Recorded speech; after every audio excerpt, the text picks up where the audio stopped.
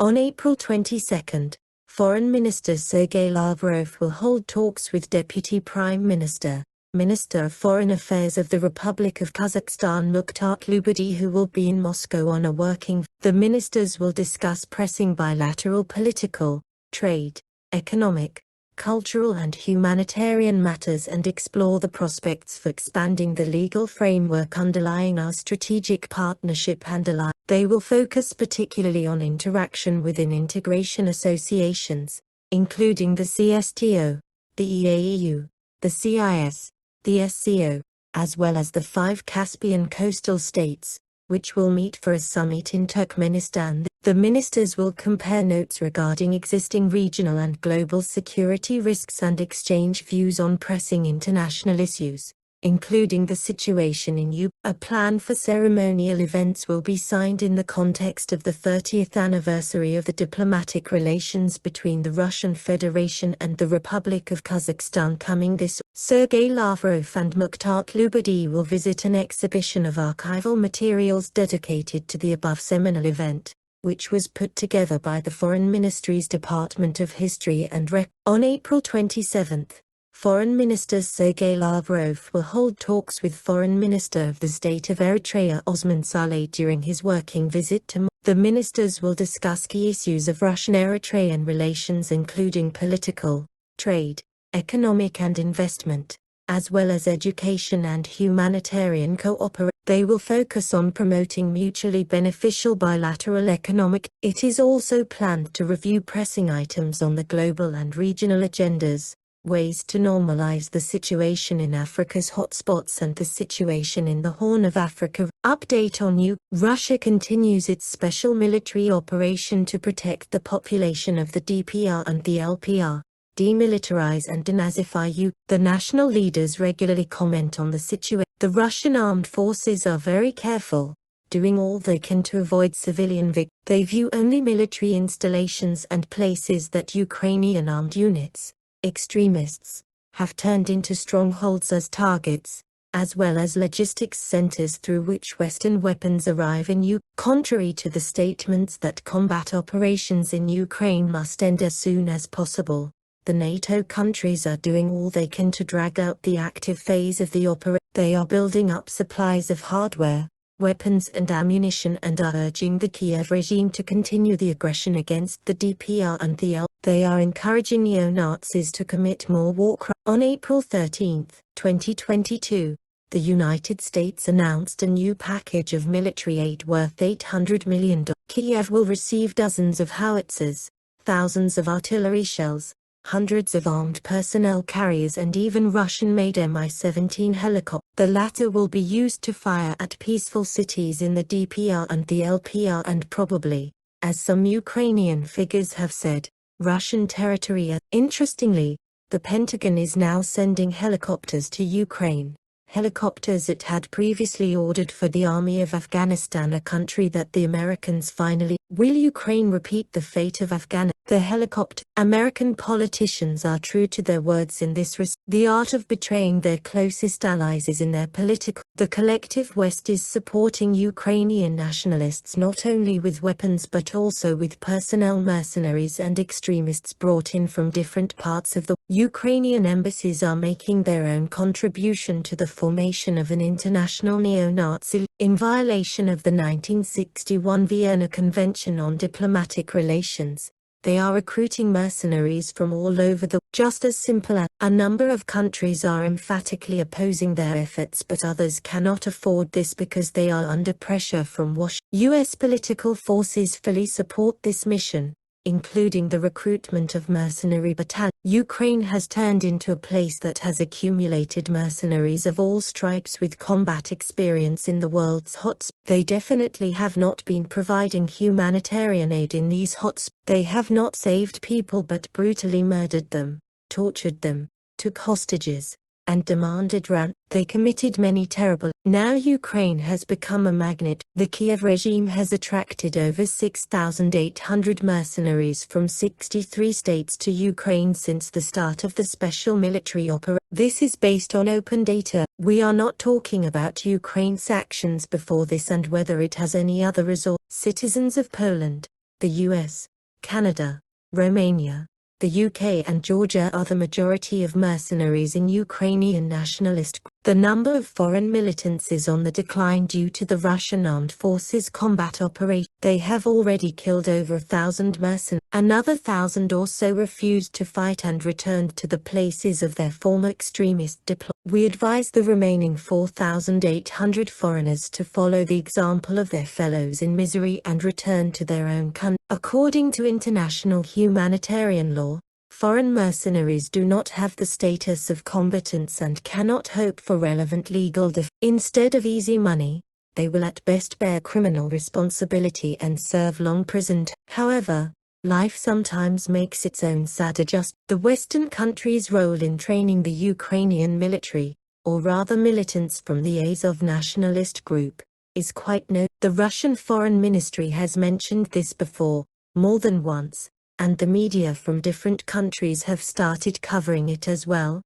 Russian journalists have been covering this and reporting on it from southeastern Ukraine for many years. Finally, this news has reached the major Western media outlets. One would be hard-pressed to suspect these media of sympathy for. The other day, Radio Canada released evidence that Ottawa used its military program, Unifier, in Ukraine to train Nazi gunmen and radicals, including from Azov. We have been talking about this for a long time now, not just in February, but for 8 years later. This story has finally reached the Canadian radio station. Where were you? Many cadets who went through NATO standard training at a training center in the town of Zolochev, Lvov region, openly used Nazi symbols on their sleeve patches, but the Canadian officials turned a blind eye to it, as well as many other developments in Ukraine, including Kiev's 8-year aggression against civilians in Donbass. Everyone, including politicians, the public and the media, turned a blind eye. Now the graduates of these Western programs, along with other militants from nationalist groups, are holding civilians hostage and using them as human shields. There are many foreign nationals among the hostages. The governments of these countries asked us to help them free their citizens. We can do that, but the people who are holding them hostage are the ones that have undergone training in NATO countries. These cadets, who received training in NATO countries or under the tutelage of NATO instructors, are torturing people whom they only suspect of some kind of involvement or friendly attitude towards. Things that are terrible to see in the 21st century are happening. The scope of atrocities committed by these fighters in Ukraine has yet to be determined by the DPR and the L. However,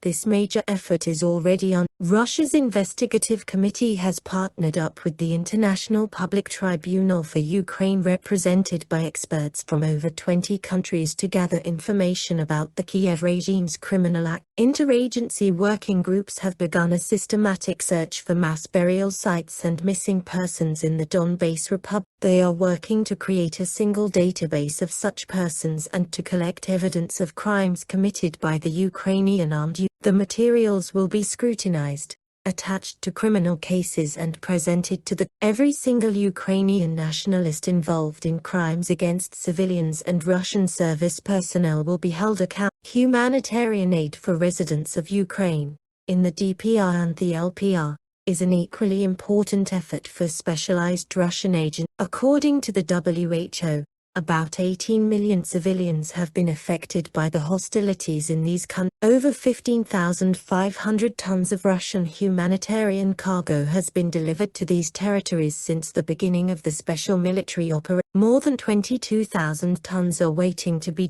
The Russian armed forces are creating humanitarian corridors on a daily basis in order to remove civilians from harm. Almost 900,000 people have left for our country, including 158,000 children. A sea corridor is now open so that foreign ships blocked in the ports of Ukraine can. However, the Kiev regime continues to deny civilians the opportunity to evacuate to Russia and to keep 76 foreign ships from 18 countries and their crews from Russian-Ukrainian talks to resolve the situation in Ukraine, to ensure a neutral, non-aligned and non-nuclear status.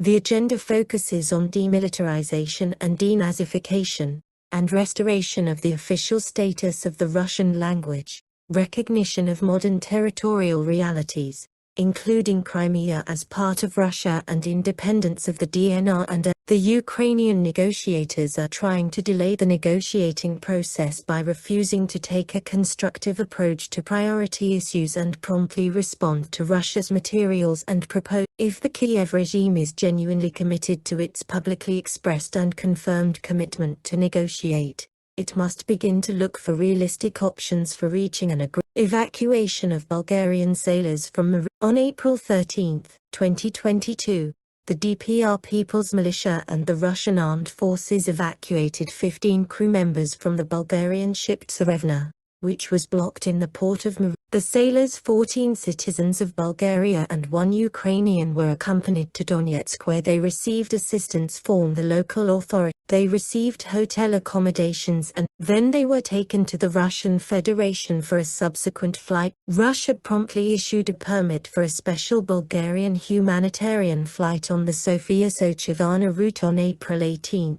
2022. To take the sailors home as soon as possible. We are happy about the ending of this alarming evacuation of foreign citizens from the zone of hostilities has been a priority since the very start of the Russian special operation to protect Donbass civilians. We will continue doing all we can to resolve these problems. This is a successful example and far from the only. New Zealand's military aid to Ukraine. We noted Wellington's decision to render military aid to the Kiev. This aid includes equipment and uniforms, and the allocation of $5 million for the purchase of weapons and ammunition with Britain's mediation, as well as $9 million to Ukraine's military intelligence for commercial satellite cartography service. The service is provided by the Collective West through London's mediation cost. These funds are allocated not to Ukraine, not for humanitarian aid, and not even to the political forces of that country.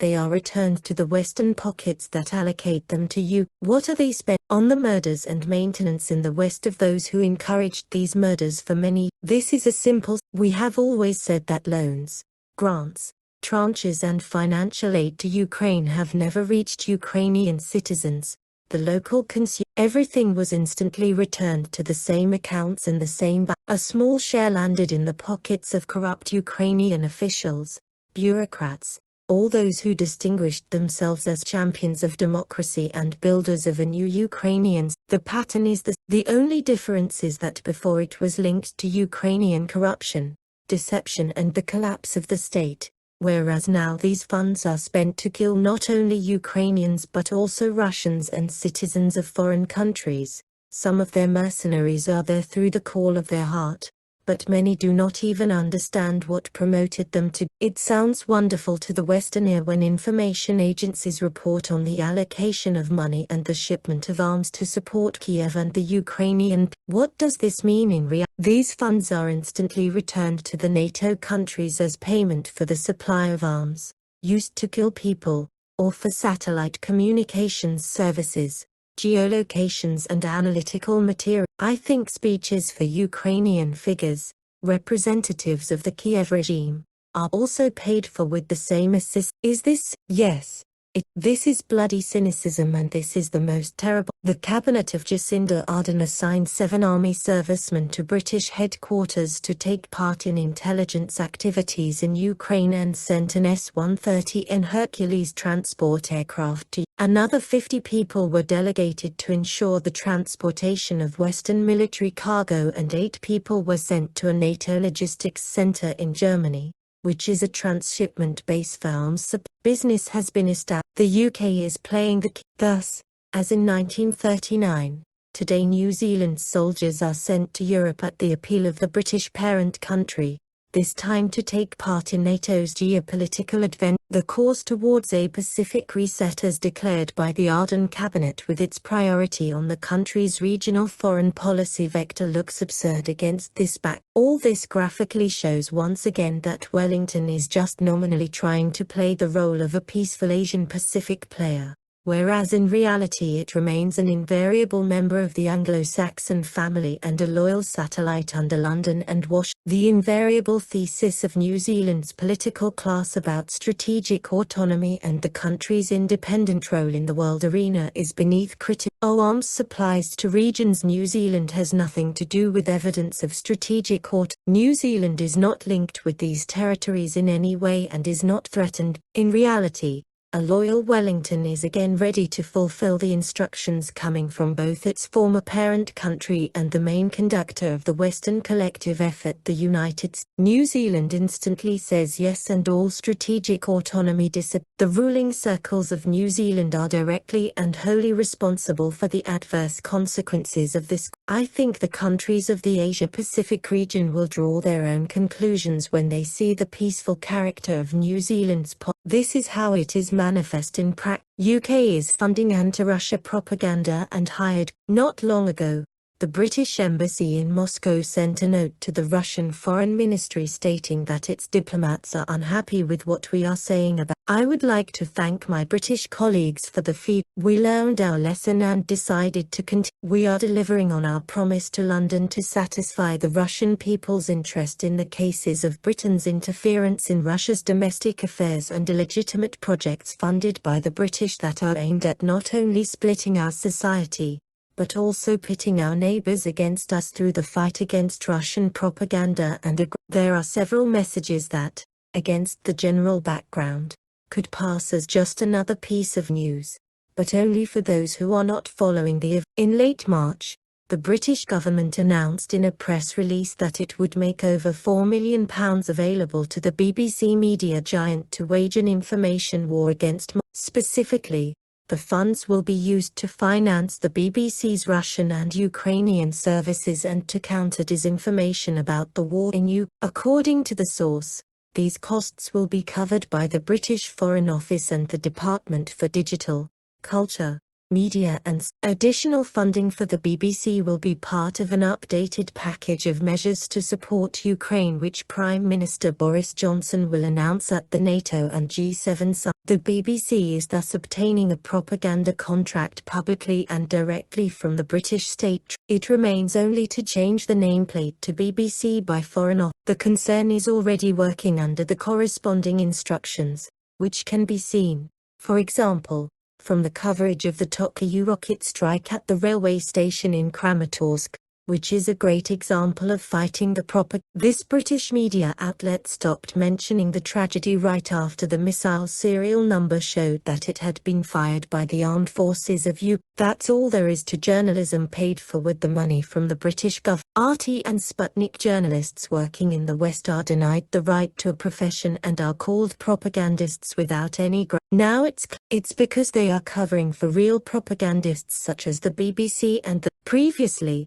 The concern acted as a contractor for the Foreign Office in a more discreet. We only learned about this from leaks or materials obtained by hackers, among others. Britain has allocated a sizable amount of money to carry out its plan of information expansion that was published a year ago by according to the budget sheet, almost £9 million, about $12 million, were to be spent on the project and related grants over the span of 2 years. From March 2019 to March 2020, London was getting ready itself and preparing its underlings in advance. Another document contains questions and answers for a group of junior executors of the project, that is, Ukrainian journalists. It argues that most of the budget allocated by London will be used to finance Ukraine state television broadcast. Keep focus on the public broadcast. Timescale. This FY is really tight, reads one of the 2018 doc. At the same time, the overseers of the project are particularly concerned about confidentiality. One of the leaked documents covers security and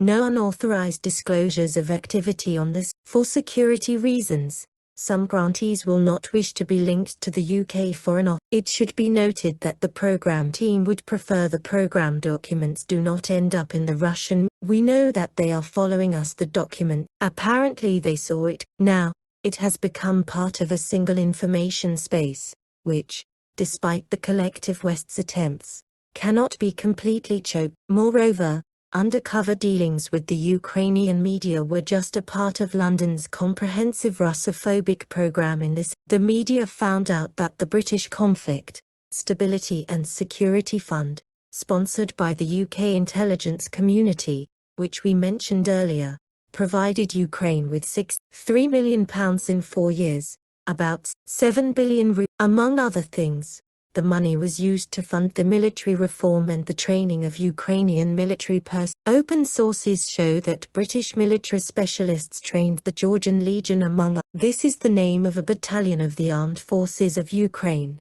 which was formed primarily from ethnic Georgians who are not Ukrainian citizens. On February 21, 2022, the Euronews TV channel showed the Legion's trainings. The foreign military specialists that were on this base concealed their faces from the journalist. An instructor called William explained that he didn't show his face because a couple of his colleagues had been identified and put on the FSB search list. He didn't want to be knocked off by the Russians. At that time, they didn't yet know that the British government would disavow. What did London say about its subjects when an opportunity of their exchange was met? They went there on their own. This brings to mind a surprising, far-sighted and historically accurate film, albeit a fiction film. First, the secret services of NATO countries send their instructors. Then they are left to their own device. The British government is not responsible. According to the British Under-Secretary for Defence, British military specialists stayed in Ukraine at least until February. On April 15, The Times reported that military instructors from the UK Special Air Service, SAS, returned to Ukraine. At the previous briefing, we spoke in detail about the problem of torture practices introduced by the British in the colonial era all over the world. It is now clear why the trainees of British instructors are capable of such inhuman, bestial cruelty. After this, Mamuka Mamolashvili, the founder of the Georgian Legion, went on record as saying that his militants would not take Russian prisoners. After a video depicting the massacre of imprisoned Russian paratroopers by Mamolashvili's commandos, the Investigative Committee of Russia instituted criminal proceedings against the Legion and identified all those who are involved. The Investigative Committee should not stop at that but should follow who trained the Legion's men. In conclusion, I would like to return to our domestic admirers of the generous British Crown. The Underside website continues analysing the conduct of those who got into London's humanitarian networks. For instance, the participants in the Chevening project, aimed at selecting talented young people in our country and bringing them to study at the UK Educational Institute. Russia's special military operation in Ukraine has been a litmus test that showed how many of those who studied there feverishly rushed to follow the Foreign Office's guidelines one after another. We hope they realize that most likely Britain has already written them off as used propaganda material. There could be only one goal behind this exposure of its personnel in Russia: to show for the Western media the large-scale reprisals of the pro-Western youth by the authorities. In just one moment, they leaked information about all those they had trained and inspired in Ukraine and exposed the recipients of their grants in. They are no longer needed by anyone in the United Kingdom. This is the issue of method. Finnish media's distorted presentation of events in Ukraine. We have taken note of a comment published recently by Simo Ortamo, a Russia-based news correspondent of the Finnish national television network. He claims, without giving any evidence, that the Russian media provide distorted coverage of the events in Ukraine, and that the bulk of Russian media reports are fake news. While claiming this, he himself went as far as to doctor facts and draw comparisons between the events in Bucha and the 1999 incident in Rakak, the Federal Republic of Yugoslavia. He writes that the massacre of civilians in Rakak is similar to what happened in Bucha, and that the Rakak crime has been solved with the help of Finnish forensics experts. It is truly shocking that a Finnish journalist has mentioned that. The truth is that the conclusions drawn by the Finnish experts working on the EU Commission were later overturned by many other European experts, including at the Institute of Forensic Medicine in Although the allegedly unbiased conclusions drawn by the Finnish experts were questioned by many people from the very beginning, NATO used the staged Rakak massacre as a formal reason for an armed intervention in the Yugoslav conflict. Why did the Finnish journalist cite an example that is working again? It's an open, who is it designed for those who can't distinguish between left and right and will accept this sham as the Mr. Simo or Tamo from the Elite television channel has demonstrated the same open mind these days. Instead of respecting the basic international principles of journalistic ethics such as the right of people to reliable information and objective coverage of an ordinary Nazism exhibition. The Ordinary Nazism exhibition dedicated to the origins of the Ukrainian version of Nazism and its history to the present day opened yesterday at the Victory Museum.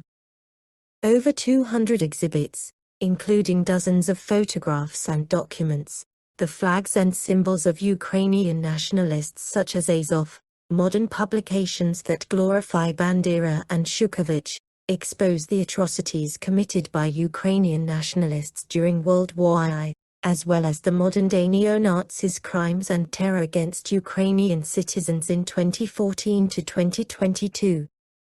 The Nazism Today section features evidence of pro-Nazi sentiments in Ukraine, including books, uniforms, propaganda merchandise of Ukrainian neo-Nazis and items with Nazi symbols, as well as photographs and evidence provided by the witnesses of recent neo-Nazis' crimes against Ukrainian citizens. The central part of the exhibition is an installation dedicated to the dead children of Donbass, the children whom the Finnish and other Western journalists choose not to notice.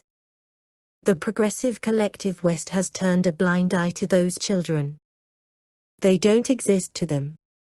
The overwhelming majority of Western media outlets have not written a single line about them.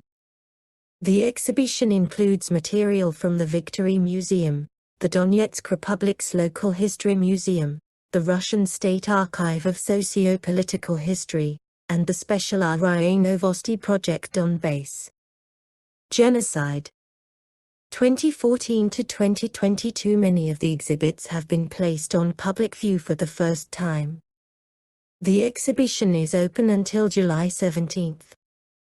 We urge foreign correspondents accredited in Russia and Japanese diplomats who are working in Moscow to visit this exhibition so that their governments don't have to express regret again that they were not aware of what was happening. Annual Human Rights Report released by the U.S. Department of State. The U.S. State Department's annual Human Rights Report is its usual peremptory self and includes groundless accusations against countries which the United States has put on its virtual list of adversaries. A considerable portion of it, 93 pages, is devoted to Russia. It is a tall order to read this voluminous document. But experts have managed it after all. The U.S. assessments are the principle by which countries are divided into good and bad is perfectly simple and is used by the U.S. in many spheres. The good is follow in the wake of Washington, and the bad is pursue an independent foreign policy. They have no use for any other principle. You can guess in advance who is on the penalty bench as well as the range of stereotyped grievances against them. And the report confirms this. These exercises in propaganda are meant to find a plausible human rights pretext for interference in internal affairs of sovereign states by the collective West, and the tools it uses like NATO and the EU, or individual countries posing as human rights policemen. But they give absolutely no thought to the state of affairs in this area. The report has reserved no room for a description of the dismal human rights situation in the United States itself.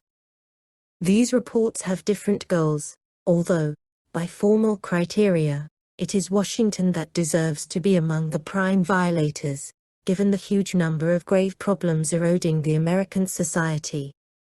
A case in point is the continuing growth of racism in almost every area of America's public life.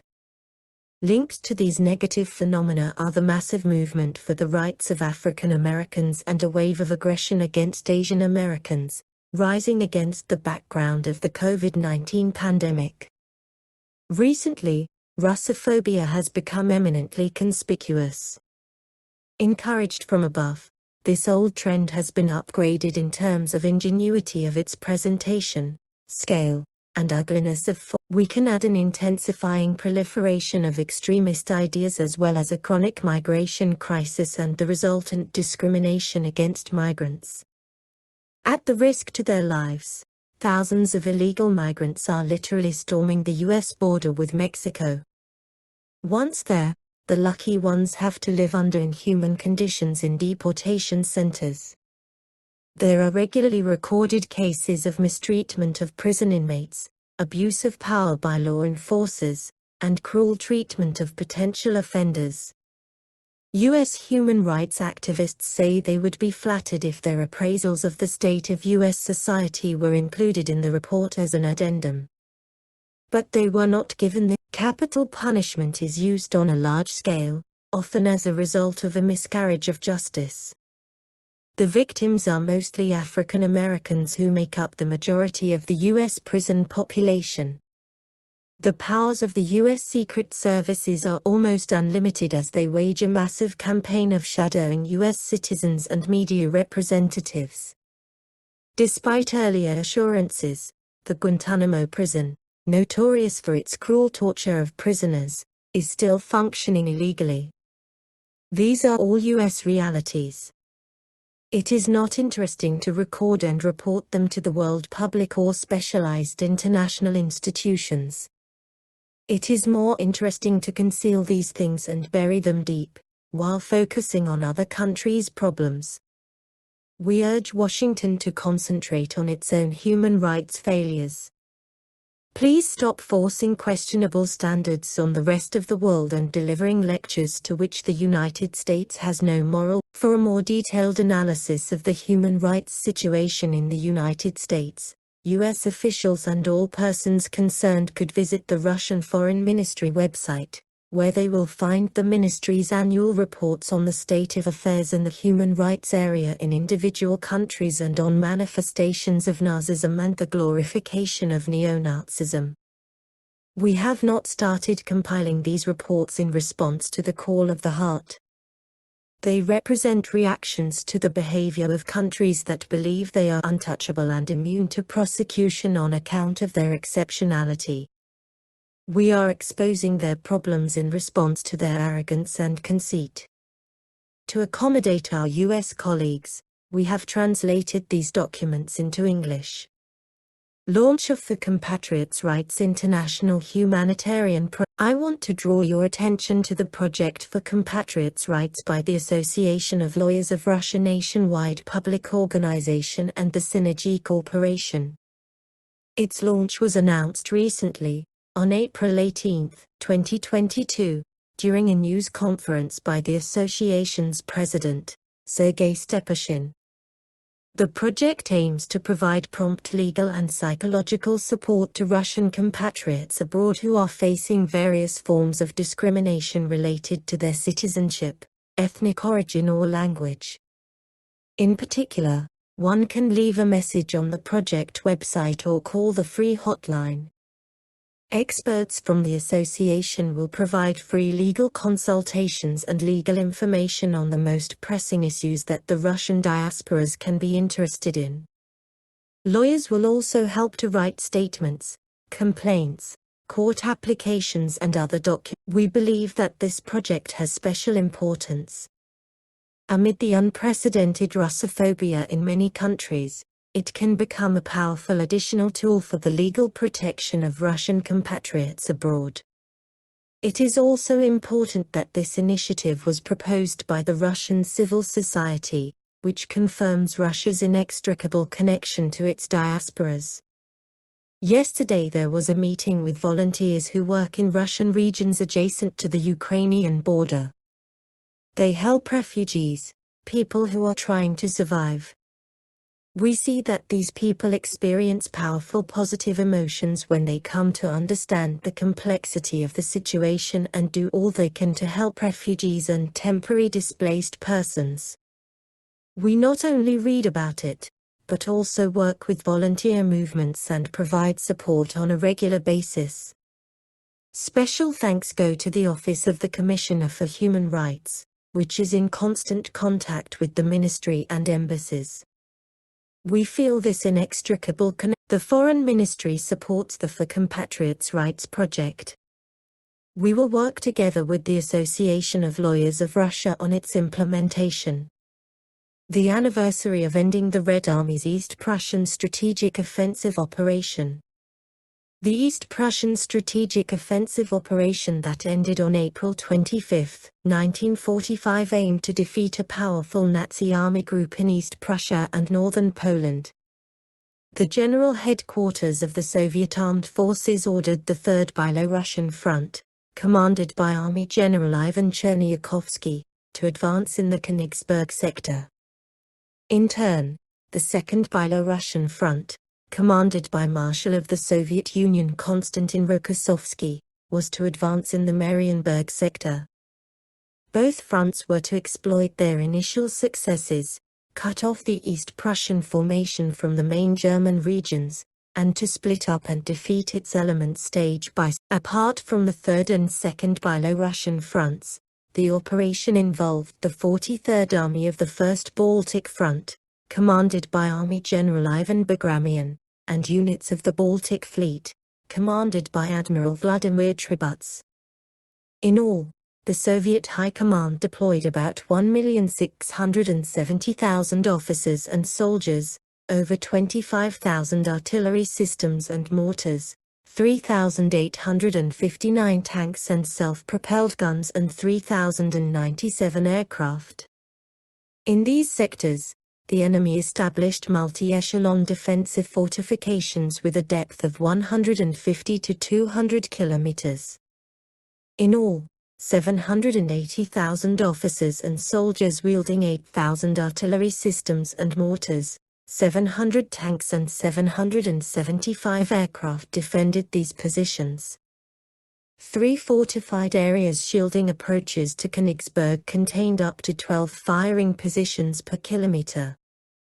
The city itself had 2 lines of forts for defending the outside perimeter and its inner district. On January 13, 1945, the Red Army launched an all-out offensive in East Prussia and northern Poland.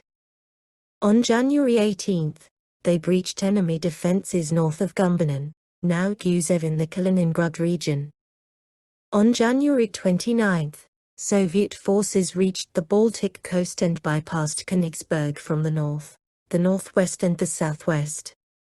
In early April 1945, the Red Army managed to seize Königsberg and to kill about 42,000 Nazi officers and soldiers. By mid-April, Soviet forces established control over most of Sambia Peninsula. On April 25, they seized Pillau, a local fortress and seaport. Red Army soldiers inflicted substantial casualties on the enemy during the East Prussian strategic offensive operation and captured over 220,000 officers and men. The loss of significant forces and resources, as well as an important region with a huge military economic potential, hastened the complete defeat of Germany. Victory came at a high cost. Over 126,000 Soviet officers and soldiers were either killed or listed missing in action, and more than 450,000 were wounded. Army General Ivan Cherniakovsky, a 2-time hero of the Soviet Union, was mortally wounded on the outskirts of Melsak, Germany, now Pieniezno in Poland. The Soviet government bestowed orders and medals, including the medal for the capture of Königsberg, on over 1,000 Red Army units, to mark the courage, heroism and high professionalism of their service personnel. In all, 217 units received honorary titles. The Berlin Strategic Offensive Operation. The Red Army's 23-day Berlin Strategic Offensive Operation lasting from April 16 until May 2, 1945 effectively ended the Great Patriotic War and hastened the end of World War I. The aim of the operation was the final defeat of the main elements of the Nazi forces' Vistula and Center Army groups, seizing Berlin and linking up with the Allied forces. The Berlin operation involved units of the 1st and 2nd Byelorussian fronts, the 1st Ukrainian Front, part of the Baltic Fleet, the 18th Air Army, 3 Corps of the Air Defense Force and the Dnieper Naval Flotilla. The operation's final stage commenced on April 26, 1945, and aimed to defeat encircled enemy forces and to seize the German capital. The enemy offered tough resistance and committed the last surviving Wehrmacht units and the hastily assembled Volkssturm battalions. In some cases, the Nazis machine-gunned Volkssturm members for abandoning their positions in the face of approaching Soviet tanks.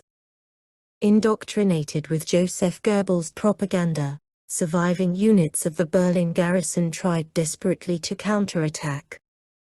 Soviet soldiers had to storm virtually every street and, in the early hours of May 1, ground scouts, Sergeant Mikhail Yedrov and Junior Sergeant Meliton Kanteria, hoisted the victory banner over the Reichstag, on the sculpture of an equestrian knight, Kaiser Wilhelm. Following the capture of Berlin, all surviving Wehrmacht and SS units surrendered en masse on most fronts. On May 9, at 0:43 am Moscow time, the instrument of Germany's unconditional surrender was signed in Karlshorst. Field Marshal Wilhelm Keitel, Colonel General Hans-Jürgen Stumpf and Admiral Hans-Georg von Friedeberg signed the document on behalf of Germany. Germany's unconditional surrender was accepted by Marshal Georgy Zakharova, on behalf of the Soviet Union, and Marshal Arthur W. Tedder, Deputy Supreme Commander at Supreme Headquarters Allied Expeditionary Force, Great Britain. U.S. General Carlos Barthes and French General Jean de Latter de Tassigny signed the document as witness. In all, 187 Red Army units received the honorary title Berlin for the courage, heroism and impressive professionalism of their service personnel during the operation. More than 600 Soviet officers and soldiers became heroes of the Soviet Union. Among them was Marshal Georgy Zakharova, who received his 3rd Gold Star. On June 9, 1945, the Presidium of the Supreme Soviet of the USSR instituted the Medal for the Capture of Berlin, and over 1 million Soviet soldiers received this decoration. Answers to media questions. Question: Russia has blacklisted key members of the British government and several politicians as a response to London's sanctions. What other countries may be affected by such measures? Maria Zakharova, representatives of the British government under Russia's response measures cannot aspire to be exceptional because some more higher-ranking officials from other unfriendly countries are already on our blacklist, which is open for new candidates who perform anti-Russia acts. The Russian Federation has never been an initiator of unilateral restrictive measures and has always spoken out against these mechanisms in the countries and associations' foreign policy toolkits, and called for abiding by collectively developed international norms. Our actions related to the sanctions have always been reciprocal. But this response is always founded, measured, timely and inevitable. As for the anti-Russia restrictions developed with an obsessive passion by the collective West, their immediate authors are already feeling their consequences. In fact, they have become hostages to their own concept of a rule-based world order and unhealthy claims to monopoly in global politics and trade.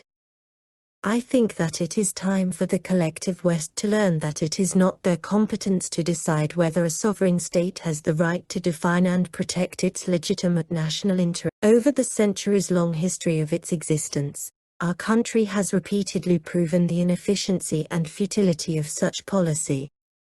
Question: Can you comment on Russia's exclusion from the Bologna process?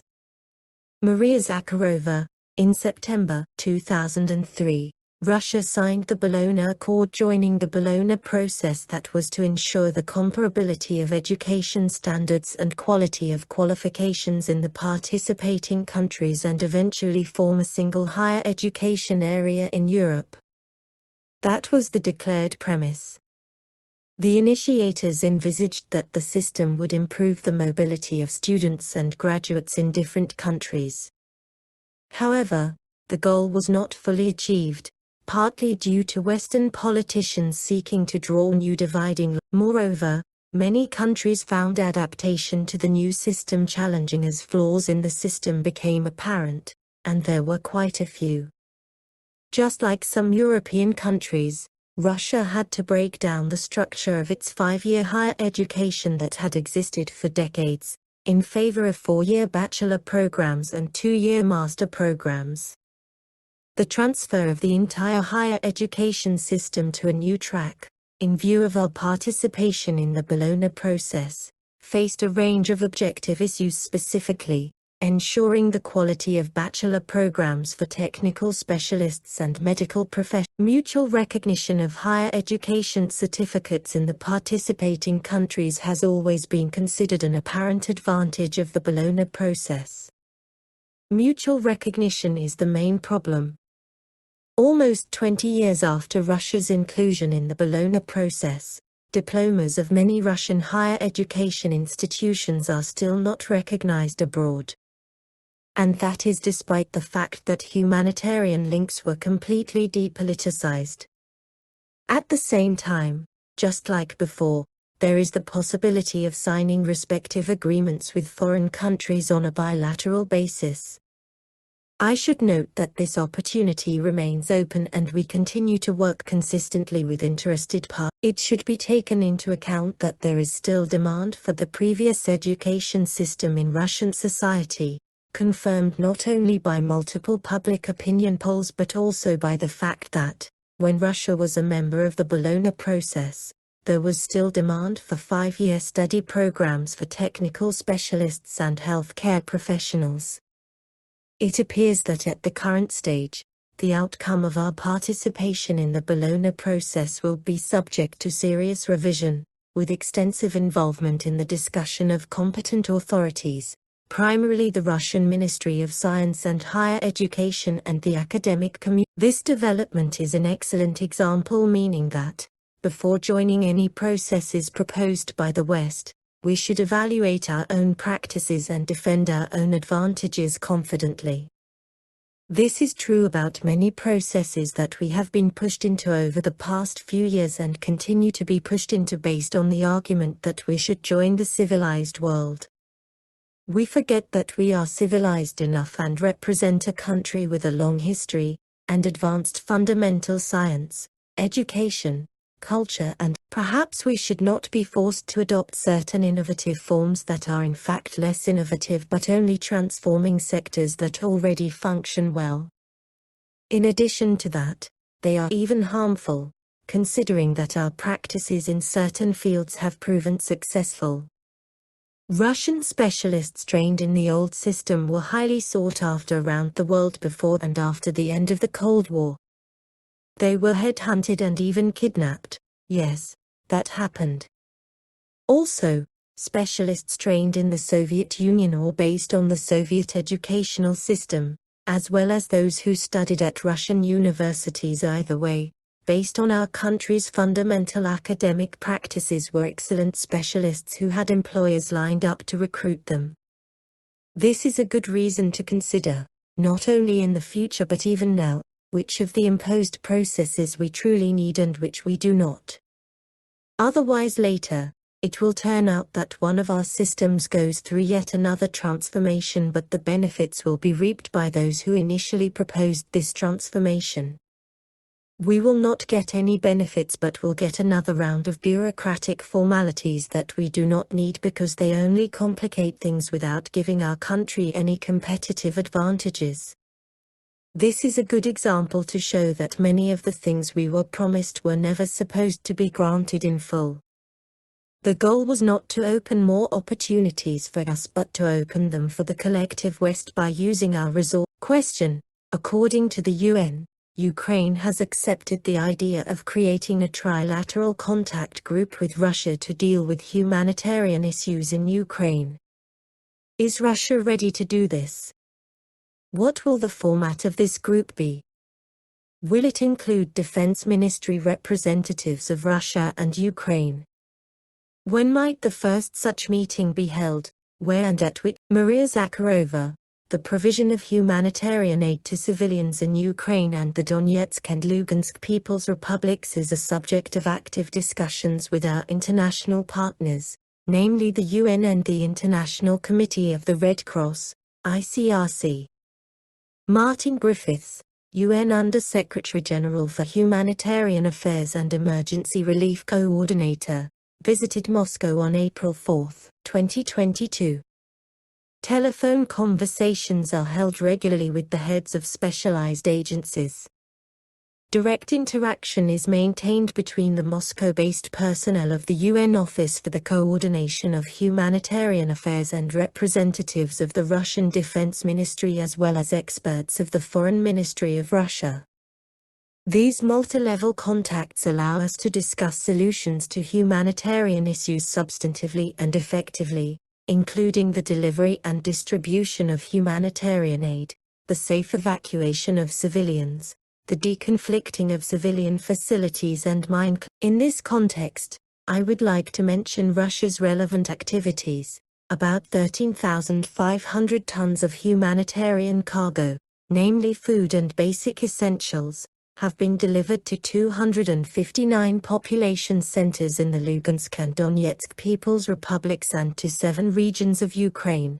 865 humanitarian interventions took place. Humanitarian corridors are opened daily for the safe transit of civilians in the eastern and western directions, and about 900,000 refugees have arrived in Russia. It is notable that humanitarian aid is only delivered to the eastern regions of Ukraine, Donetsk and Lugansk from Russia and is actually the only source of support to people there. In addition, the Russian military have helped send 5 UN interagency convoys to Kharkov, Severodonetsk, Kramatorsk and Sumy, 2 convoys. Regrettably, these efforts are being hindered by the destructive actions of the Ukrainian authorities. The delivery of aid across the front line is impossible due to safety risks, such as the chaotic mining of roads by the Ukrainian forces and attacks by Kiev-controlled raiding groups.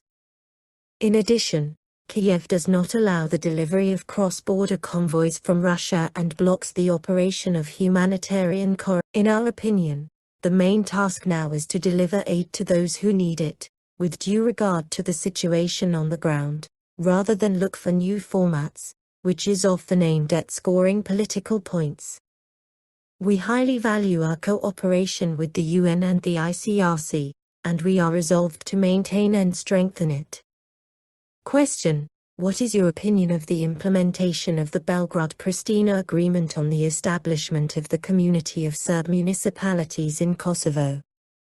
Is the EU mediation in this process effective? Maria Zakharova, 9 years ago, on April 19, 2013, representatives of Belgrade and Pristina signed, with the EU's mediation, the first agreement of principles governing the normalization of relations, the Brussels Agreement.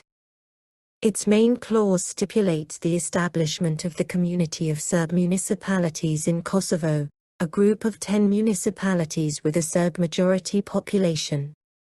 The parties coordinated the structure of government and functions of the community, which covered local security, economic development, education, healthcare and territorial. Pristina has been using far-fetched pretexts every year to sabotage its commitment to establish the Community of Serb Municipalities in Kosovo and has been trying to convince the international community of the uselessness and danger of that initiative.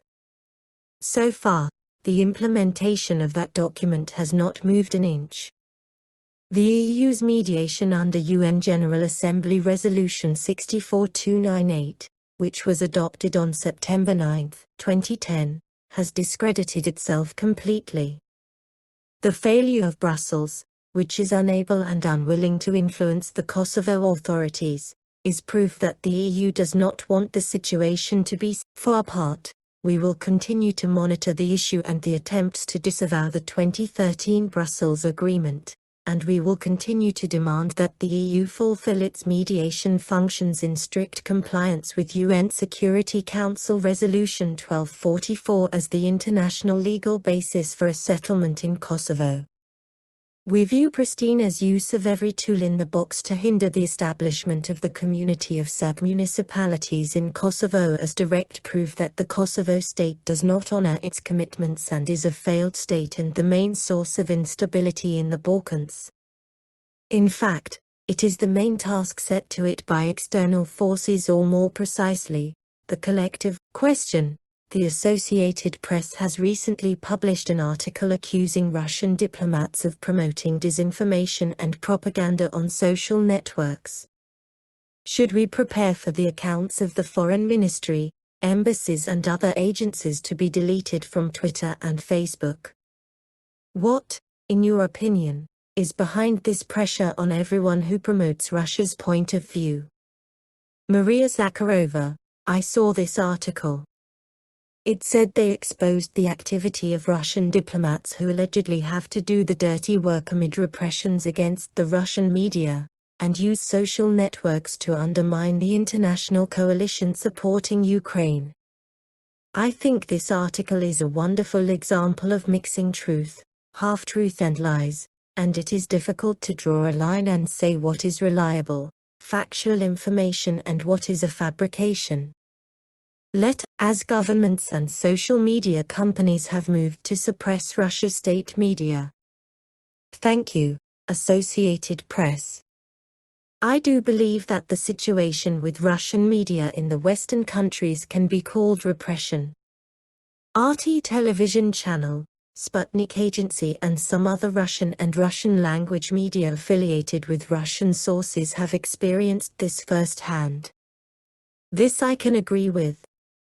Are Russian diplomats doing the dirty work of using social networks to undermine the international coalition supporting Ukraine? I do not know. If we take it as an idiomatic saying, I would say hardly. If we speak about the environment in which our diplomats have to work in the media space of the Western states, there is nothing clean about that. There is dirt all the way. And they have to work in such conditions. This dirt is the result of the dishonesty of the Western media community and media main. Do Russian diplomats use social networks? They use the opportunities that are provided to all social network users on an equal basis. No more, no less. Do Russian diplomats undermine the trust in the international coalition supporting Ukraine? I believe the coalition does this job well without the help of Russian diplomats. It undermines itself by publishing fake news, making inadequate statements, delivering weapons while saying that it calls for peace. Taking it one sentence at a time, I have tried to look into one of the main topics of this article. It is true, we are working on all digital platforms, Weibo in China, Odnoklassniki and Vkontakte in Russia and on the American social networks. They are going to block us. For instance, we were banned from doing streams on YouTube. Then the State Duma's channel was also banned for unknown reasons. If they go further, it will simply indicate yet again that censorship is blooming in the West. They will confirm it once again, which they have done many times. As for information work, it is one of diplomats' tasks to provide information about their country's position. All the more so when the country is involved in events that are life-changing for the entire planet. How else should the diplomats spread the information? Our diplomats do not do what the British Embassy does, I spoke about it today, or the Ukrainian Embassy, recruiting soldiers. Our diplomats publish comments, give interviews, publish articles and do it without violating the community rules, including on the social networks. We also give references to historical materials. It is hard to argue about that. The Euro-Atlantic propagandists that accuse Russian diplomats of disinformation refer in the very same article to Russia's deadly airstrike on a children's hospital in Mariupol. And they say this after the disclosure of what really happened there. One can believe this fact or not, but it would be right to provide an alternative point of view. The same goes for the events in Bucha. There is only one mainstream version in the Western community. They immediately stopped speaking about Kramatorsk after it became obvious that it was a Ukrainian missile. So who is giving disinformation and spreading hope? It is a pity that there has been no reassessment of the destructive activity of these resources and the structures they are fostered by. It is time to understand that they are part of the policy of the collective West to create a deadly chaos that has long ceased to be manageable. The Western media are responsible for their destructive policy. Question: in an interview with VGTRK today, you said that you had lost trust in the Ukrainian negotiators. What did you mean by Maria Zakharova? I would like to remind you that it was the official Kiev, the Kiev regime and the people who call themselves leaders of Ukraine who expressed willingness to engage in talks. Russia accepted that intention and appointed negotiators. Russia never professed refusal to negotiate, especially when there is a request for talks. This is our long-term position based on the understanding of how complicated conflicts should be resolved. Russia agreed to the request for talks from the Kiev regime and got down to constructive. As we can see, the Kiev regime and its negotiators are trying to impede this process in every possible way by using their favorite tactic of deliberately dragging their feet, backtracking on earlier preliminary agreements and publicly disavowing what was agreed upon during the talks. Therefore, nobody is going to take these representatives of the Kiev regime at their word. We are only seeking agreements existing on paper. This is our understanding of the situation and who we are dealing with, drawing on our experience of previous communication with them. We are being pushed to do that. We are not trusting words. Many of the things declared at the negotiation table and even publicly have been retracted by the Kiev regime immediately, within an hour and sometimes within 15 minutes, thus shutting the door on any progress achieved. So, only in writing and on paper from now. Russia's representatives confirmed today that more proposals had been passed to the Ukrainian negotiators. I would like to reveal the date when those proposals were handed over. It was last Friday. Today is Wednesday. No response has been received. This is to show you how the Kiev regime's negotiating team is conducting itself and what it is making of the negotiation process. We do not know if they can be trusted when they express willingness to proceed with the talks. Let me remind you that it was their initiative. The Russian proposals have been stuck with them since Friday. If they want to hold talks, they are welcome to proceed, but in writing rather than verbally or at microphones. We have stated this approach repeatedly. Nothing new has been said. Question: Chinese Foreign Ministry spokesperson Wang Wenbin compared the region and the world to a chessboard, and each individual country to a chess player. He said that each country should make its own moves on the chessboard and determine its own future. Other countries should not interfere with their actions or manipulate them.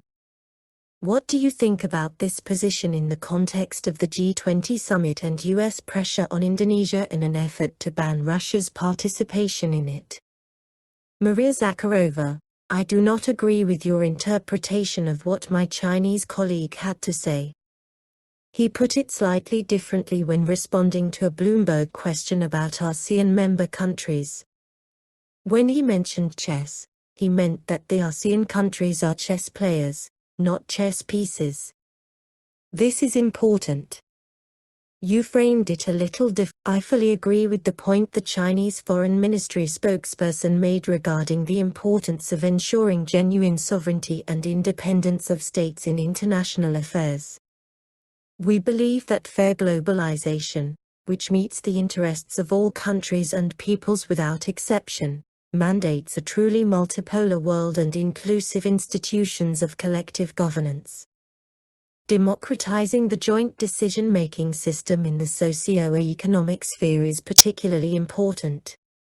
It is likewise important to diversify supply chains, to settle transactions in national currencies, which we are talking about a lot now, and to strengthen the potential of the emerging economy. We are witnessing the United States and its reckless allies' irresponsible and dangerous attempts to bully Russia, and other countries as well, in international organizations as our country is going through this particular phase. The obsession with this idea pushes the West over and beyond the dangerous brink of hypertrophied confrontation. We are witnessing a demonstration of the model of a rules-based order as seen by Washington and Brussels, which the West is trying to push through. As we now know, it is about maintaining a dialogue with other participants from a position of force, pressure and coercion, and the extraterritorial nature of illegitimate bans imposed by the West, as well as blackmail and direct external interference. The collective West has been using this for many years now, which has led to the results that we all instead of international relations being reset, they were overloaded, which is what the famous button that Hillary Clinton presented to Sergei Lavrov said, and this is exactly what happened next. These unilateral restrictive measures erode food security, reduce trade flows, and cause inflation spikes. We have repeatedly warned about the harmful nature of these policies for everyone, including for the initiators of such a program. With regard to the G20, Russia considers this platform as a leading economic forum which boasts significant achievements, such as overcoming the financial crisis in the United States in 2008. The group was formed as an answer to the global crisis, which resulted from the crisis in the United States, which, in turn, was caused by the crisis of the U.S. economic system and numerous fraudulent schemes that underpinned entire sectors of their economy. They are now trying to accuse us of causing almost planetary famine, undermining food security and disrupting supply chains, and all of that despite the fact that the sanctions were imposed by the West and led to a collapse of all existing interaction mechanisms, including in the global economy. In 2008, though, no one in Washington said the guilt was theirs or even tried to offer excuses. What an interesting picture. 2008, the United States caused the global crisis. The whole world rallied to find a solution to this situation and formed the G20. 2022, the United States forced the EU countries to impose sanctions, destructive, primarily for their own economies, on our country, which led to a collapse of the existing world order in the economy and economic relations. The United States is not laying the blame for this with itself or the failure of its own policies, but is instead trying to shift it onto our country and the countries that did not support these sanctions. It is contemplating Russia's exclusion from international institutions, including the G20.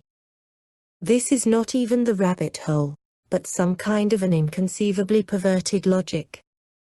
The G20 played a big role in finding a way out of the financial crisis and then out of the acute phase of the 2020 to 2021 pandemic. We highly value the work of the current Indonesian presidency, the depoliticized nature of Jakarta's efforts and its focus on achieving concrete results. We concur with the importance of the three proposed discussion topics, namely, healthcare, energy and digitalization. We intend to make a significant contribution to building up progress in all these areas before the Bali Summit, to be held on November 15 to 16, 2022. We are convinced that the G20 must continue to operate on the terms of consensus and equality of its members. We are happy to know that our point of view is widely supported by our partners pursuing an independent foreign policy. To paraphrase our Chinese colleagues, we see the G20 dialogue as an intellectual process rather than a Cold War-like confrontation. We value mutual solidarity and close coordination with Beijing in the G20 in the interests of finding balanced agreement. Speaking of chess, after all, comparing the world to a chessboard comes from the West. What is chess? Chess is about two players, maybe even two teams, who move pieces as they see fit in order to achieve victory for themselves. Perhaps we should play some other game to achieve common victory, rather than individual success. Question: the West is stepping up its military assistance to Ukraine, including heavy offensive weapons. Several Western media outlets said that Russia could use nuclear and biological weapons. Against this backdrop, is there any possibility of progress in negotiations or retreat? Maria Zakharova: I have already answered this question. This situation confirms our assessment that in Ukraine Russia is fighting not only the neo-Nazis, but also the countries of the collective West who are standing behind their backs. For many years, they have been shaping Ukraine as an anti-Russia a springboard for their aggression against our country in several sectors, including the economy, energy, finance, and many other spheres. It is through Ukraine that Russian gas transits on its way to the EU countries.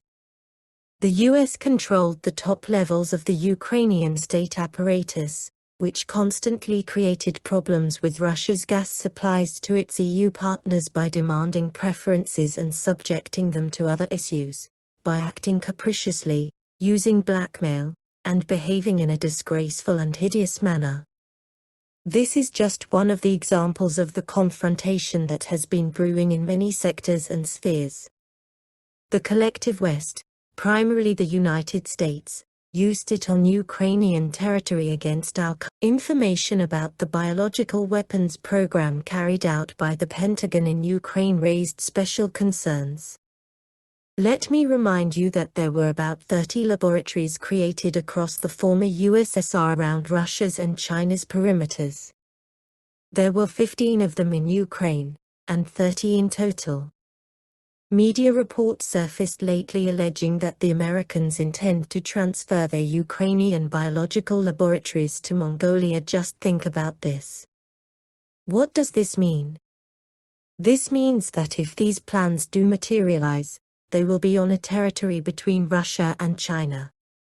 This anti-Russia and anti-China focus drives the collective West and the United States in everything. The West remained silent for 8 straight years when the Kiev regime killed civilians in the country's east, destroyed civilian infrastructure, blocked the region, carried out strikes against schools, hospitals, and enacted ever tighter norms to discriminate against people and other spheres of life. Everyone kept silent, collectively. Similarly, they failed to notice the fact that Ukraine's Tokayu missiles were used to shell the Donetsk city center and the train station in Kramatorsk. Moreover, they falsify this data and pretend Russia perpetrated these crimes. They fail to notice the explosion of ammonia reservoirs at the Sumy Kimprom plant, or of a nitric acid tank in Rubeznoy, LPR. They fail to see the clouds of smoke, which could have caused severe chemical burns. They persist in ignoring this.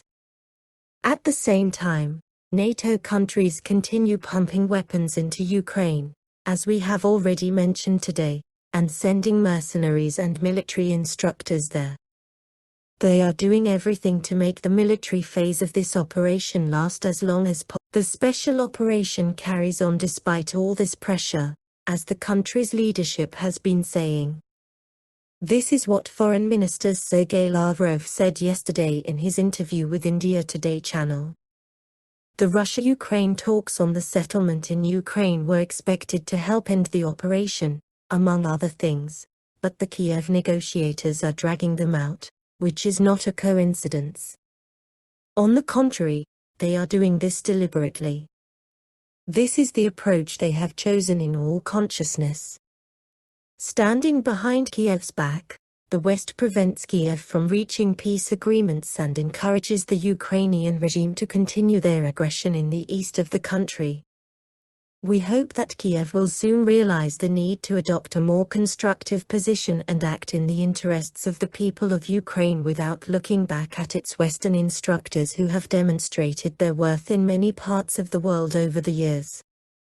As I have already mentioned today, they invariably betrayed those whom they had. Question: Could you describe relations between Russia and Kazakhstan under the sanctions? According to Mikhail Yevdokimov, director of the first CIS department of the Foreign Ministry, the sanctions have impacted the Eurasian Economic Union. In what areas can these sanctions hurt? Maria Zakharova, first of all, I would like to note that Russia and Kazakhstan are linked by mutual bilateral and multilateral obligations, including those within the framework of the EAEU. Neither party has renounced its obligations. At the same time, everyone knows that the West is exerting tremendous pressure on our EAEU partners, as well as our other partners. They are exerting this pressure at various levels. Sometimes the wording of their statements, demands and blackmail resembles open aggression. These dubious but already customary methods of the Western bloc's work only serve to convince us that we have chosen the right path based on Russian economic development with reliance on our allies and partners, who are ready for mutually beneficial and honest cooperation on a parity basis in the interests of our country's people. The association's member states are working actively to boost the resilience of their economies, including efforts to ensure macroeconomic stability. We will continue to prioritize the import substitution policy. The government of Russia has repeatedly issued statements and offered explanations to this effect. We are almost 100% self-sufficient in terms of staple foods, including grain, sugar, meat, vegetables, etc. It is impossible to say this about Western countries with well-developed liberal economies. I am not sure whether the liberal economy now fully reflects its original concept. Today, they exist due to an imperialist approach and aggressive behavior on the international scene, rather than due to free competition, the labor market, creative initiative and talents. They now exist under the same mottos as 100 years ago, namely, seizing resources and aggressively developing markets. Resources mean the most diverse resources, and not just natural resources, labor, financial, etc. The foreign trade sector is set to enter new markets. We should realize that EAEU countries export critical products, including energy resources, minerals and agricultural produce. Neither the United States nor the European Union can replace them. Consequently, this concerns prices, not just import substitution. Question: President of Kazakhstan Kassym-Jomart Tokayev recently appealed to President of Russia Vladimir Putin in the face of a terrorist threat against his country and himself. Russia and the Collective Security Treaty Organization provided the relevant assistance. Is it possible to say that the position of Kazakhstani authorities differs from what Moscow would expect from them amid the current pressure on Russia? Can they pay lip service, to say the Maria Zakharova, Russia and Kazakhstan have been strategic partners and allies, and they retain this status? I repeat, the West is exerting unprecedented and absolutely illegal sanctions pressure on various countries. Interaction between countries does not cease even in these conditions. All specialized ministries and agencies maintain intensive contacts. The heads of state and government hold regular telephone conversations. On March 1–2, 2022, the Intergovernmental Commission on Trade and Economic Cooperation held its 23rd meeting and approved comprehensive decisions facilitating the sustainable development of our ties. On April 21–22, Deputy Prime Minister and Foreign Minister of the Republic of Kazakhstan Mukhtar Kulubadi will pay a working visit to the Russian Federation to discuss the main issues of the bilateral and international agendas with Sergei Lavrov. Russia and Kazakhstan address all matters, including problem issues, in a trust-based manner. We discuss them and find mutually acceptable solutions. Question: Russia has announced that there are U.S. biological laboratories in the South Caucasus, including in Azerbaijan. The same issue was brought up at the UN Security Council meeting on April 6. What information indicates that Azerbaijan is among countries hosting US-controlled biological laboratories? After all, earlier Azerbaijan refuted this report. Don't you think that comments of this sort can damage bilateral relations? Maria Zakharova, I would like to correct what you have just said. On April 6, the UN Security Council had an informal area formula meeting. Your interpretation of the New York discussions is incorrect. The existence of national biological laboratories is not something reprehensible. All countries have such facilities. You give a blood sample and check to see if you are in good health. All of this is done by these laboratories. Rather, the question is who conducts this research, and how, for what purpose, and based on what laws this is done. When we raised the issue of biological laboratories, specifically in Ukraine, we said for years that they were controlled by another state having no common border with Ukraine.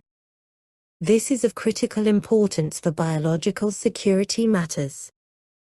They conduct military research using a network of seemingly civil biological laboratories in the interests of another state and with US Department of Defense money. In itself, this sounds monstrous. One can only imagine what was going on there, given that they were accountable to no one except the United States.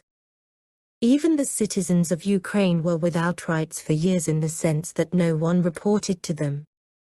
Former acting healthcare minister of Ukraine Uliana Supran was a US national. They did not report on the activities even to the international community. Therefore, given the allied nature of relations between Russia and Azerbaijan and the historically existing common biological security space, we take seriously all signals on this score coming from Azerbaijan. We are ready to consider them as part of the partner dialogue we have with Baku. In any event, your question hints at a comparison with Ukraine. How can you compare these things, considering that the leaders of Azerbaijan and its nationally oriented political forces prioritize their country and its interests? As for Ukraine, it was turned into NATO's backyard, where people with US, Lithuanian, Georgian, etc. passports were appointed government ministers. They had no intention of living in Ukraine, but they approved fundamentally important decisions. One can only guess what kind of decisions these were, given that whatever they were doing in Ukraine was concealed under the veil of secrecy. We have been monitoring this issue, because it concerns regions contiguous with Russia. Since all these things are closely interlinked, we are promoting contacts with post-Soviet countries. Question: Foreign Minister Sergei Lavrov has appointed Ambassador-at-Large Igor Kovayev his special representative for normalizing relations between Azerbaijan and Armenia. What measures are being planned to normalize relations between Baku and Yerevan in connection with his appointment? Is Mr. Kovayev planning a visit to Azerbaijan and Armenia? Maria Zakharova, Igor Kovayev's priority is to help our partners in Azerbaijan and Armenia to draw up a peace agreement. He has swung into action, holding useful consultations in Yerevan. His visit to Baku has been coordinated and will take place soon. We will announce the dates and share the information. The dialogue is based on Azerbaijan's basic principles for the establishment of interstate relations between Azerbaijan and Armenia and Yerevan's constructive response to these proposals. Russia's mediation is based on the indispensable experience gained while the leaders of Russia, Azerbaijan and Armenia worked on their statements of November 9, 2020, January 11, 2021, and November 26, 2021, statements that made it possible to stop the bloodshed in the region and opened real prospects for solving the complex humanitarian problems involved in restoring transport communications and delimiting the Armenia-Azerbaijan border. Question: Are there any operational communication channels between Moscow and Washington at present? Maria Zakharova, we have the Russian embassy in Washington. Its operational format is a far cry from the classical forms of international diplomatic relations, but it is the United States, not Russia, that wants it. Yes, the work has been reduced to a minimum, but the embassies are functioning, the ambassadors are present and working actively in various areas. We are doing whatever we can, proceeding from the circumstances the United States has created to complicate our diplomatic mission's operations. But our diplomatic mission is at work. The U.S. Embassy is also present in Moscow. Question: what is Moscow's vision of the world order after the end of the current acute? Maria Zakharova, understandably, each aggravation is followed by a settlement. I will not give assessments, but this is the history of mankind. One wants to minimize acute stages and make the world stable. What will the world be like after this crisis that has indeed affected all spheres of life? I think outstanding academics, futurologists, foreign policy experts, political writers, journalists, diplomats and others can devote their writings to this theme. Official estimates may vary. One would like the world order to be based on international law and tend towards justice. Question: what are the conditions, as you see it, under which Russia's diplomatic relations with Washington could return more or less to normal? Maria Zakharova, a simple question merits a brief answer. The main condition is that the United States stop its destructive policy in Russian-American relations. Question: the sanctions imposed on Russia are designed to isolate it from the global economy. But U.S. Secretary of State Antony Blinken recently said that they could go away in the event of an irreversible withdrawal of Russian forces from Ukraine. Do you think this is Maria Zakharova, we know how the United States lifts sanctions, by adopting new sanctions. There is not a single example of U.S. sanctions against Russia being lifted without the simultaneous adoption of other restrictions. Take the Jackson-Vanik Amendment adopted over restricted Jewish emigration from the Soviet Union.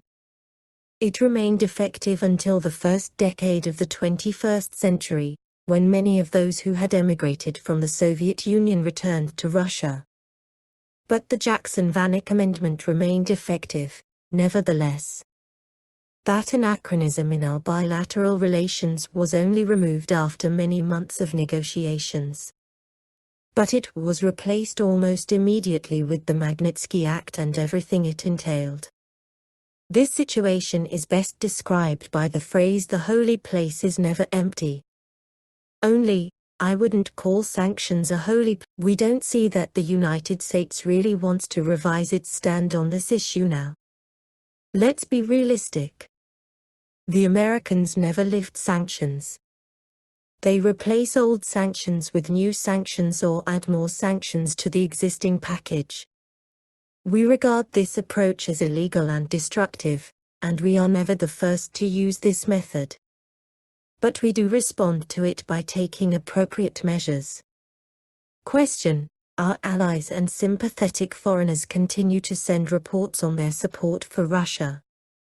They wrote that they are eager to come to Moscow and take part in the Immortal Regiment civil event but cannot make it this time. In the past few years, our foreign offices gave out St. George's ribbons to anyone who wanted them, and this brought passionate support on behalf of our compatriots, as well as the children and grandchildren of foreign anti-Nazi veterans. Will it be possible to get these ribbons at your offices? Maria Zakharova, you are absolutely right that for millions of people in Russia and beyond, the St. George ribbon is a sign of memory, a link between generations and a symbol of victory. It has nothing to do with propaganda or hyped-up story. It is historical memory. It is the color of the awards that were conferred on the heroes of our country for decades and even centuries. I would like to recall that the St. George Ribbon event was launched in 2005. The main idea was to preserve historical memory and glorify heroes. We have no doubt that those who received awards with this ribbon are true heroes. In 2006, the event took place on a national and international scale. It was joined by countries in the CIS, Europe and Asia. The St. George Ribbon event is an opportunity to express respect for war veterans, revere the memory of the dead and give tribute to the feat of the Soviet people in the struggle against the Nazi German invasion. We note with regret that the St. George Ribbon has become an instrument in the efforts to set a new trend towards rewriting history. In many countries, people are rejecting it, trying to delete the glorious pages of Soviet achievement from our common past. Yielding to Russophobic attitudes that reach absurd proportions, they are cancelling themselves. But they cannot cancel us. They can only cancel themselves. They are glorifying Nazi criminals, defacing monuments and doing all they can for Nazi ideology to grow and flourish in their society. I will mention a number of states that distinguished themselves in this respect. The Lithuanian Parliament recently adopted amendments banning the public use of the St. George ribbon because for them it is a symbol of a totalitarian or authoritarian regime. They threw out fundamental science as well. They don't have it now, but when they were part of the Soviet Union, they had it. Apparently, fundamental science is also a symbol of a totalitarian or authoritarian regime. I am tempted to ask Lithuanian MPs about the annual celebrations for SS Legionnaires. What do they symbolize? Lithuanian MPs pay so much attention to them. They protect and maintain them, afraid to breathe in their presence. Are they a symbol of national pride? Say that clearly then. Then maybe we will understand what their supporters among Lithuania's MPs are proud. The Estonian police banned public meetings with St. George ribbons from April 26 to May 10 with a view to avoiding provocations on May 9. Latvia banned May 9 holiday celebrations, turning the glorious day of victory over Nazism into mournful ceremonies. Everyone finds an excuse. The situation is absurd because Latvia is a member of the EU where May 8 is a holiday. So, is May 9 a day of mourning in this case? Maybe there were different Nazi or fascist troops and a different fascism or Nazism. Not at all. These were the same troops against which we fought and the liberators are the same. But why do they celebrate this holiday in the EU on May 8 and go into mourning on the next day? This is illogical. It is beyond common sense. The UN General Assembly declared May 8 and May 9 World War II commemoration days. The United Nations, UN, has a 2-day global observance that occurs on May the 8th and 9th each year. It is known as the time of remembrance and reconciliation for those who lost their lives during the Second World War. Everyone finds an excuse.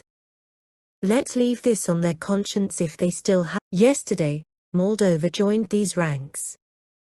This is what President Maia Sandu will always be remembered for.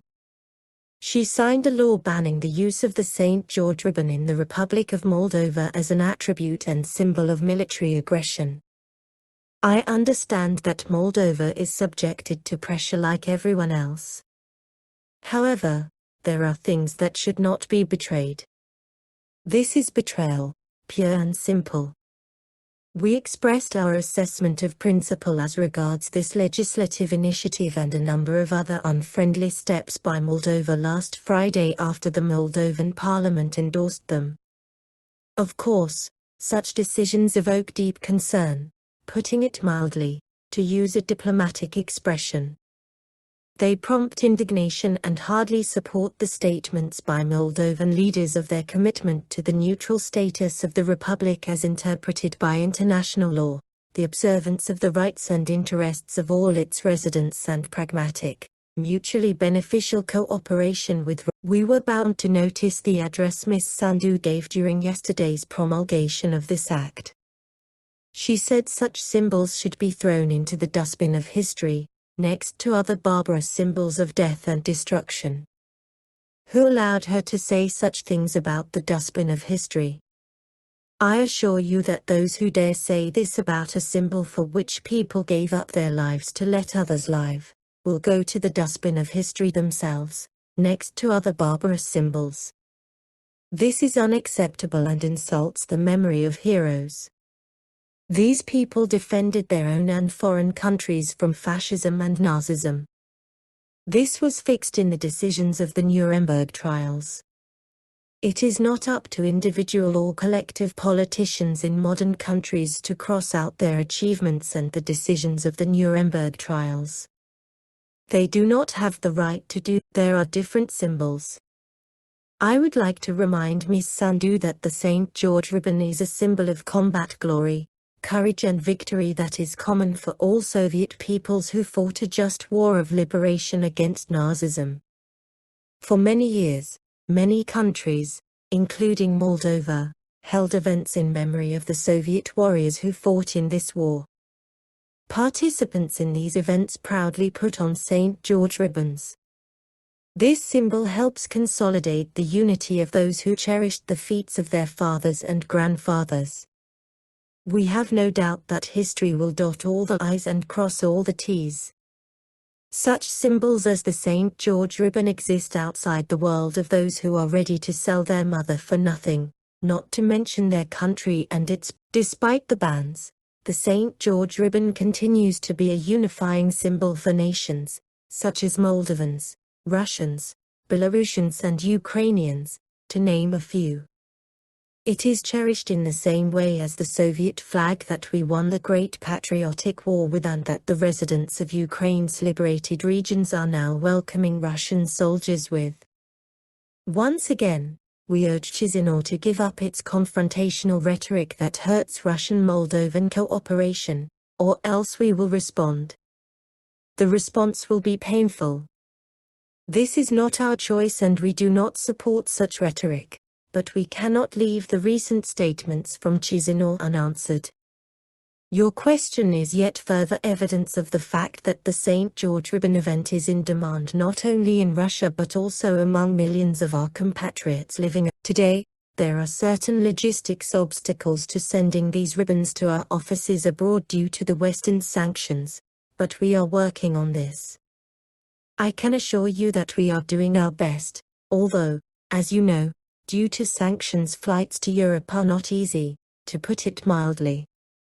I would like to respond to all official bans by saying that memory cannot be prohibited. A ban on memory leads to disastrous consequences. As for politicians like Maya Sandhu, I would advise them to read, I hope she read it but just in case, Chingiz Aytmatov's novel The Day Lasts More Than 100 Years. Mankurt is the name of the main character.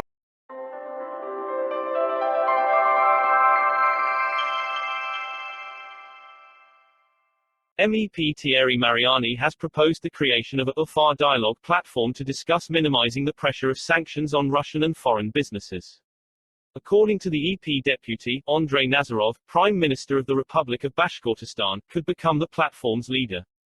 The project will unite international politicians and businessmen. The initiative has already been supported by the State Duma's Economic Committee.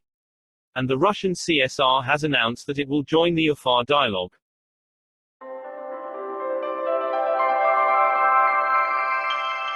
The Azovstal plant in Mariupol will not be restored, the city's mayor told Izvestia.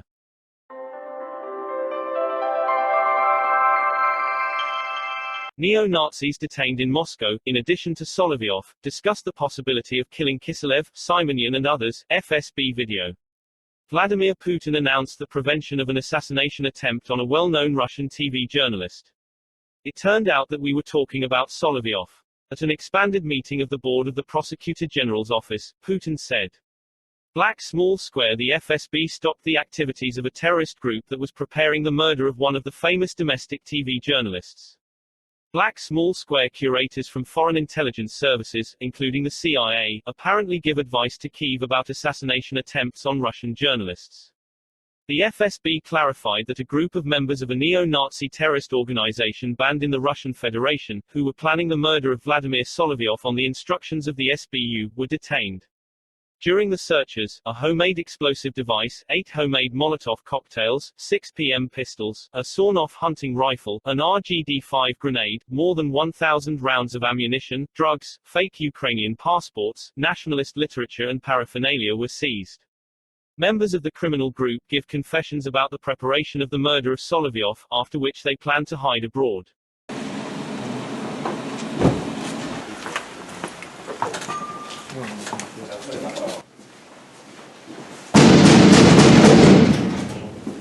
Открывай!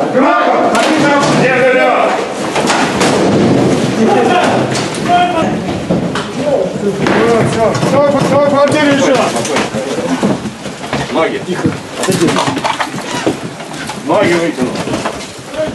Вернулся. Руку!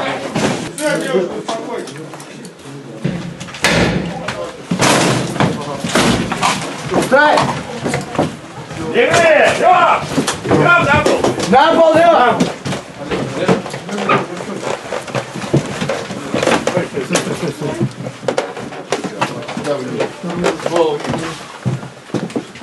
Смотри.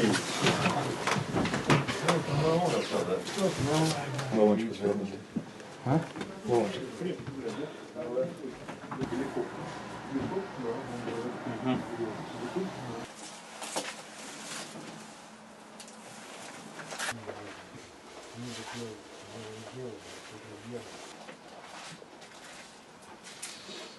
Второй.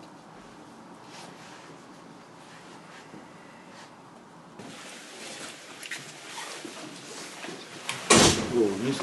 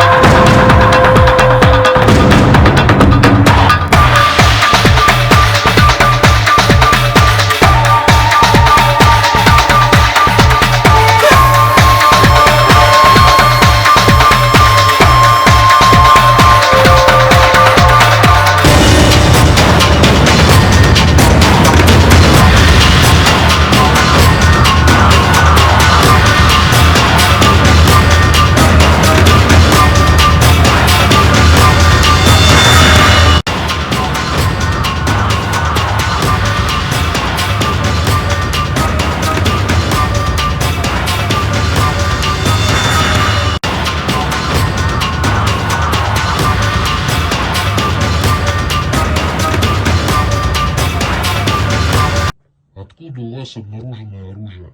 Оставили скауты малой. Кто такие скауты малые? Член нацистской группы. Зачем им нужно было оружие? Для устранения пропутинского деятеля. Кого обсуждали? Соловьева. Кто давал задания?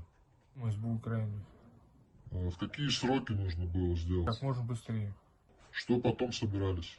Они собирались выехать в Украину. По указанию СБУ давал, как сказать, указания, распоряжения на кратчайшее устранение Соловьева. В период с января по март 2022 года приезжал на квартиру, где обсуждались в моем присутствии поджоги машин с символикой поддержки спецопераций, а также военкоматов, ну и помимо этого убийства. Кого убийство обсуждались? Убийство людей, которые несли пропаганду, то есть Соловьев, Киселев, Скобеев, Попов там, и так далее. Киасаян, Симонян.